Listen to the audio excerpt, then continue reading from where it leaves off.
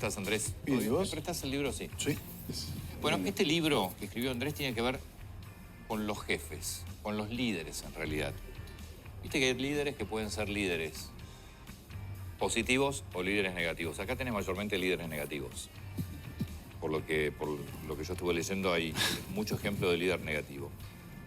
¿Cómo me doy cuenta yo si en mi organización, donde yo estoy trabajando, tengo un líder que es un líder negativo? Pero que no sea para...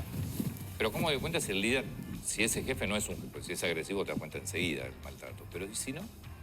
Bueno, vienen en envases distintos, ¿no? Son manipuladores, carismáticos, y no dejan de ser inteligentes y te hacen la vida imposible. Entonces, un poco el libro lo que rescata es la basura organizacional, esa que nos hace en la vida un infierno.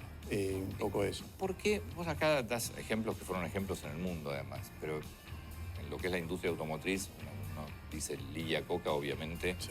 es un ser muy diferente y un genio en algunas cosas. A Chrysler la salvó de la quiebra, con Ford hizo algo parecido. Sin embargo, tampoco fue un gran líder. Y un clásico ejemplo en la industria automotriz de Ford, donde siempre se le recriminó a Lee Iacocca que él hizo el cálculo de cuánto le costaba arreglar una falla de un auto y prefirió decir, no, prefiero pagar las muertes que invertir, no sé si eran 160 millones de dólares. Sí, eso fue una barbaridad, Ahora, fue muy famoso ¿por el qué hay caso. tipos, bueno, el caso de Enron también, ¿por qué hay tipos que uno, de un día para otro, pasan de ser los genios, como CEO, como presidente de empresa, y al día siguiente, en muchos casos, terminaron presos? ¿Cómo nadie se dio cuenta? Bueno, porque todos tenemos algo abajo de la alfombra, ¿no? Entonces, en algún momento, cuando estás muy expuesto, la alfombra se levanta, sacude y salen este tipo de cosas. Y ahí tiene que ver mucho sobre qué tipo de... Podés ser un muy buen líder y a veces equivocarte, te puede pasar, pero también podés ser un líder que piensa en uno mismo, pero no solamente en el nivel empresa, eso a nivel país también pasa, Sí, ¿no? claro, a nivel Eso, político ni hablar. A nivel político, y la primera parte es básicamente todo lo que es la política. Hay gente que te manipula y vos no te das cuenta, que tienen carisma y lo seguís. Y la pregunta es, ¿por qué al final seguimos a un tirano o a alguien que nos hace la vida imposible, ¿no? Y Bueno, porque... para los ejemplos que tenés de verdaderas organizaciones que después terminan en suicidios masivos. Ahí también tenés líderes. Sí. Que, bueno, nosotros lo planteamos eso la semana pasada, la otra, que no sé qué ejemplo hubo aparte. ¿Por qué la gente sigue? Porque yo entiendo en una empresa que de repente vos sos empleado, es decir, tampoco podés jugarte a perder el trabajo muchas veces. Sí.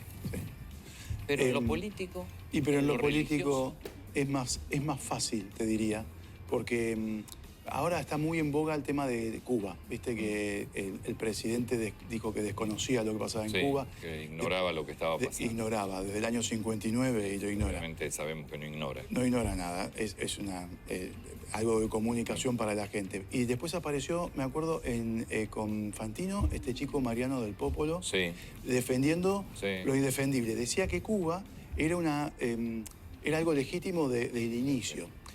A ver, acá lo que hay que entender es que, fíjate, un chico que tiene una beca del CONICET y te piensa eso, algo le pasó en la cabeza. Sí, pero pará, le voy a completar. Por favor. Porque en un momento de la conversación con Fantino y con parte de los otros periodistas, dice, no, porque Cuba tiene elecciones libres cada 5 años, creo. Entonces le preguntan, ¿y cuántos partidos participan? Ninguno. Claro. Entonces... El único partido que puede participar es el comunista y organiza todo, entonces vos votás, pero... Eso es lo que yo... Con Cuba nosotros lo planteamos acá. ¿Qué pasa donde vos tenés un país como la Argentina, que pasó dictaduras brutales, y sin embargo tenés dirigentes políticos, presidente, vicepresidente y en general todo lo que es Frente de Todos hoy, que defienden dictaduras? Y es una pena, porque la Argentina fue...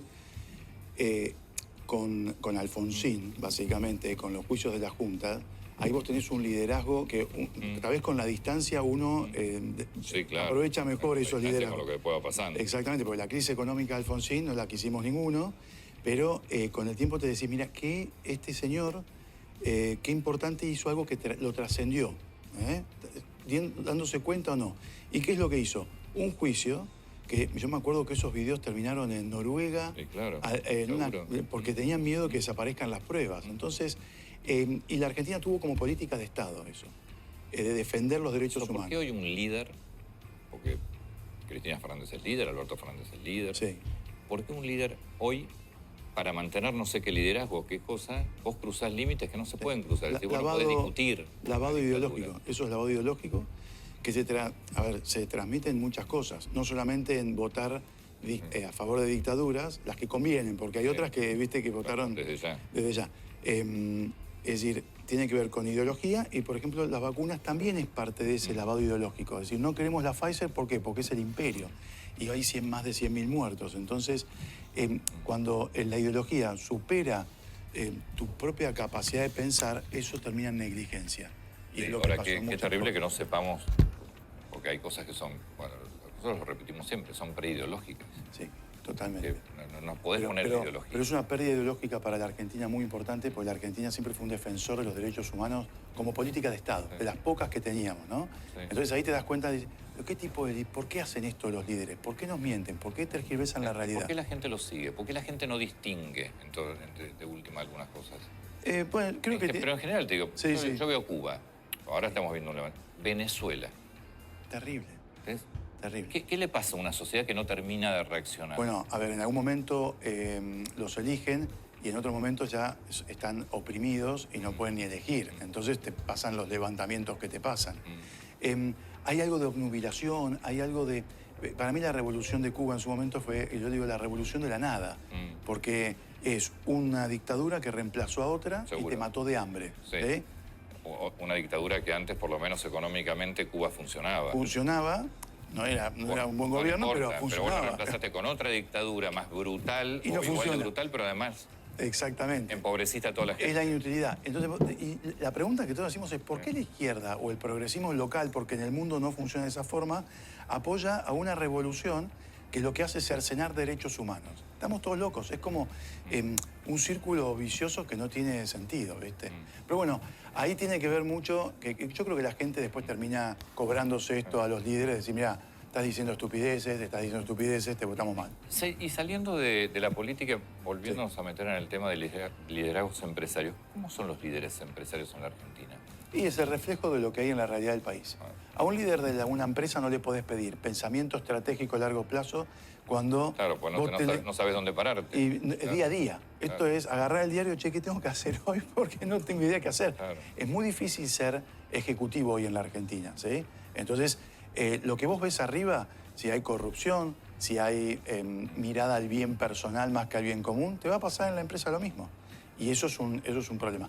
Lo que está pasando hoy en el mundo empresario es la no ganas de invertir. No, pero está bueno esto que decís, porque es cierto, hoy, por mejor que esté preparado el líder de una empresa, no puede proyectar. Nada. Eso es cierto, ¿no? Es que... La Argentina es un país de no proyección. Sí. Por eso... Macri algo dijo, también tiene sus temas como líder, ¿no? Sí. Pero dijo algo, nunca vi un éxodo como el que hubo ahora de los argentinos. No sé de dónde sacó los datos, pero la ONU tiene datos sobre la cantidad de argentinos en el exterior. Hay más de 1 millón de personas trabajando en el exterior.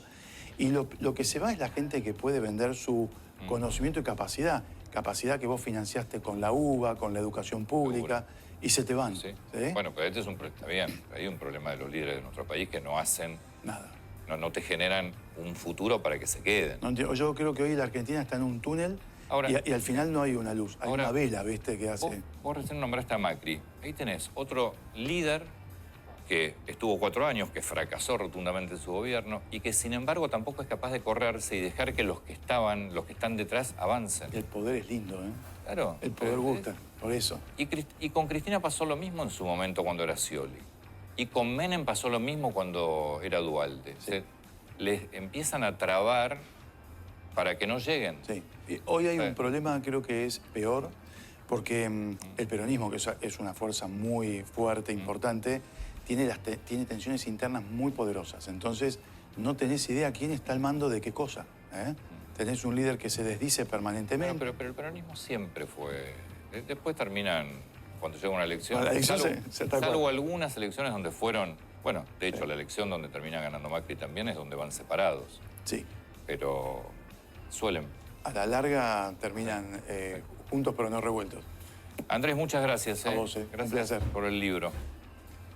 Mira, Infierno Líderes y Organizaciones que Matan. Muchas gracias. A vos.